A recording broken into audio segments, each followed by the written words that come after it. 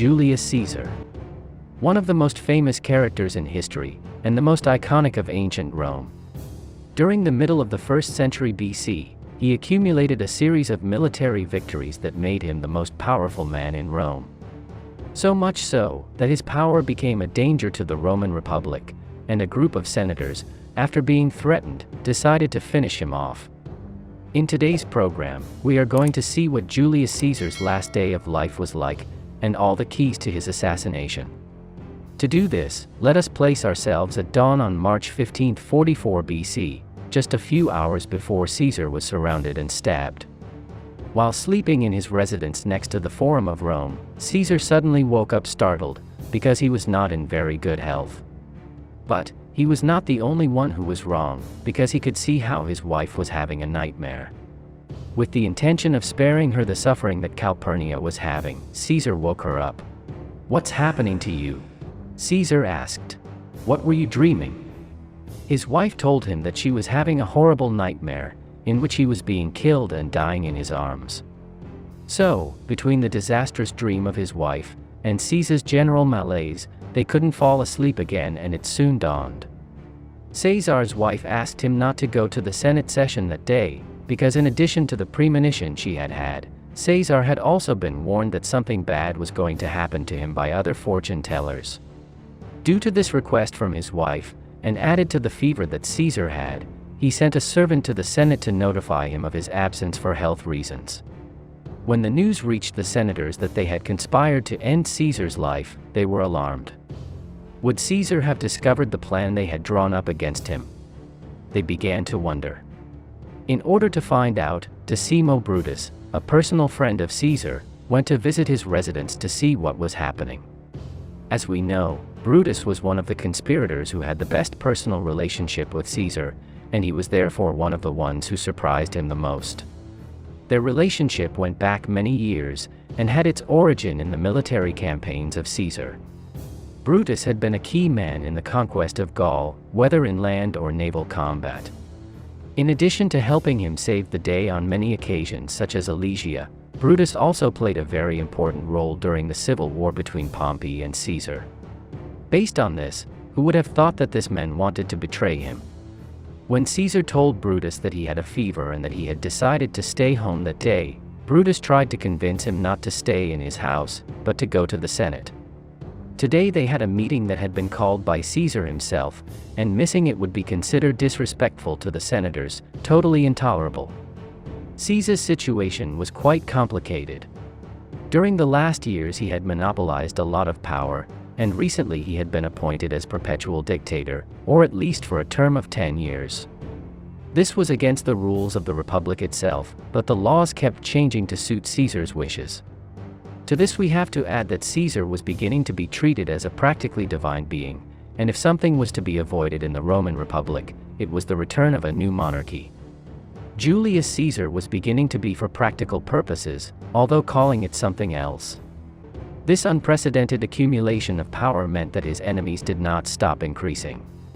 Last but not least, Caesar was preparing a military campaign to eliminate once and for all the threat of the Parthians. In the Sibylline books, a prophecy was written that only a Roman king could defeat the Parthians. Under this excuse, there was great concern that Caesar proclaim himself king of the Romans, and this was something that many were willing to avoid. To convince him to go to the Senate, Brutus kept repeating to Caesar the following: "If we tell the senators that, now that they are sitting there, they have to dissolve the session and reconvene at another time, because your wife had a bad dream, what are your enemies going to say? And who will listen to your friends when we say that this is not a tyranny? If finally you cannot go for health reasons, it is best that you go and communicate it in person, and that way it will not be considered disrespectful." Because Caesar fully trusted Decimo Brutus, he finally gave in and agreed to go to the Senate. As a curiosity, during the previous night, Caesar had dined with Brutus and other conspirators, and the subject of which death each one preferred had come up. When Caesar's turn came, he said that the best death for him would be the one that came unexpectedly. As we will see below, his wishes were fulfilled exactly. The conspirators couldn't afford Caesar not going to the Senate that day, because it was going to be one of the few times he was going to be vulnerable. A few days after that date, Caesar would focus on his new military campaign and would be surrounded by soldiers and loyal men, so it would be impossible to attack him. It was necessary to act as soon as possible or it would be too late.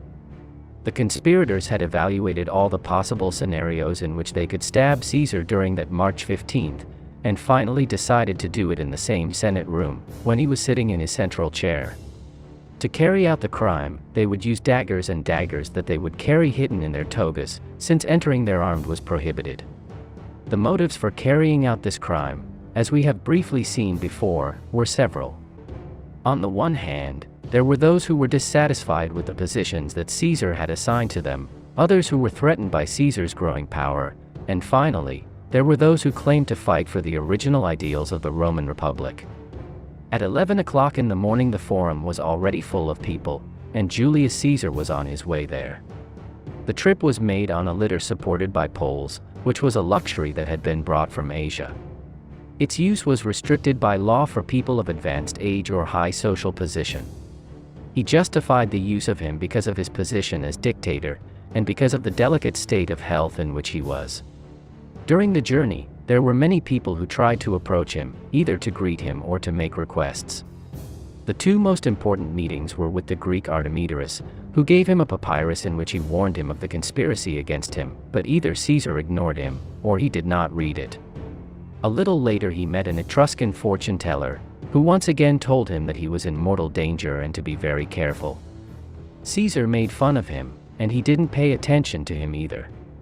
Once he reached Pompey's theater, where the meeting was to be held, Julius Caesar began to walk towards the main room.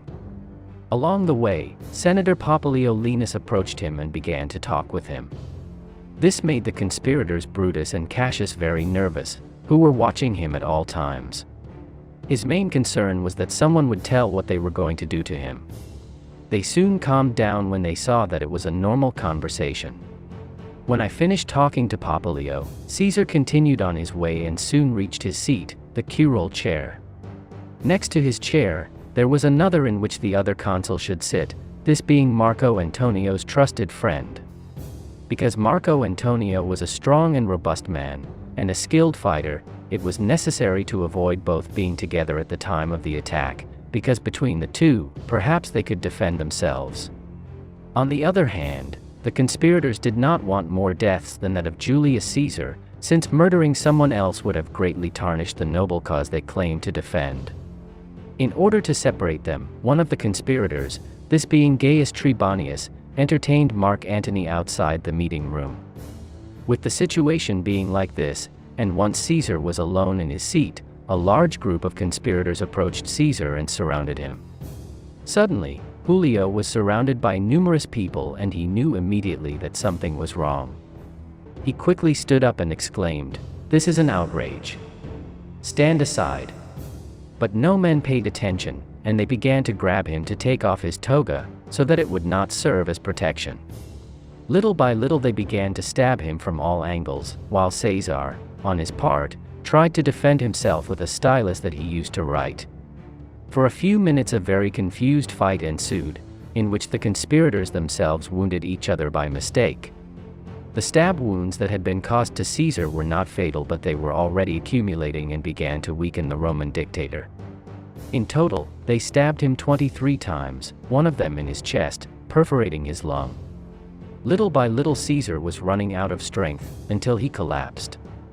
It is said that his last gesture was to cover his head with part of his toga, while he collapsed next to the statue of Pompey. What happened next? How did the senators who were not in the plot against Caesar react? What did Marco Antonio say when he was able to enter the room and saw the body of his friend? How did the civilian population of Rome, and Caesar's legionnaires, take the news? We will see all this in the second part. You can expand all this information in the book that we have taken as a reference, this being Roma Betrayed by Javier Negrete. If you want to see more programs about ancient Rome, I leave you in the description the program about the 5 worst enemies that the empire had, and the one about the expedition they carried out in the south of Egypt. We say goodbye here. Many thanks to everyone, especially the sponsors who make this possible. Subscribe and share this program if you liked it, and see you in the next one. See you soon.